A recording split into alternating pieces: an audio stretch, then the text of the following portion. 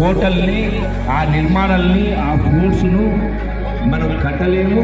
మన సంచాలకులు భాషా సాంస్కృతిక శాఖ డాక్టర్ మామిడి హరికృష్ణ గారు ఈ కార్యక్రమానికి అధ్యక్షత వహించి ఆ కార్యక్రమం నిర్వహించినందుకు వారికి ధన్యవాదాలు తెలియజేస్తూ హీలియం బెలూన్స్ మరి గాల్లోకి ఎగరేస్తూ ఉన్నారు. మంత్రివర్యులు అలాగే ఇతర గౌరవ అతిథులందరూ కూడా గాల్లోకి ఎగురుతుంది హీలియంతో నిండిన బెలూన్స్. సో ఈ కైట్ ఫెస్టివల్కి సంకేతంగా గాల్లోకి బెలూన్స్ ఎగిరిపోయాయి.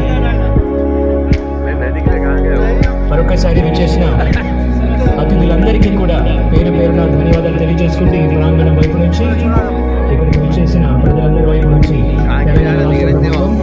టూరిజం అండ్ కల్చర్ తొలగించి కొత్త కొత్త విషయాలను మనల్ని మళ్ళిస్తాయి. కొత్త కొత్త విషయాలను ఇందాక మంత్రి మనకి దిశానిర్దేశం చేశారు.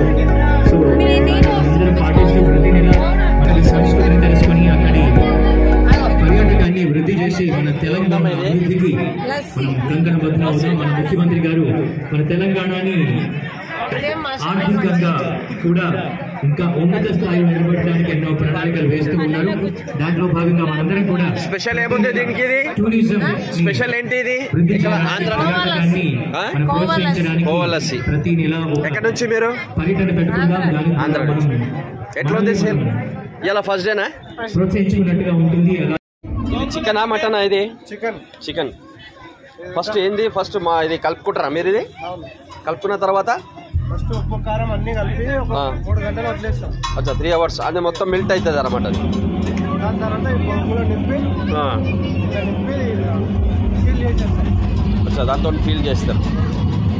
మనం ఇప్పుడు ఇట్లా పెడితే ఇది కాలిపోదా బొంగు? ఇది బొంగు కాలిపోతుంది.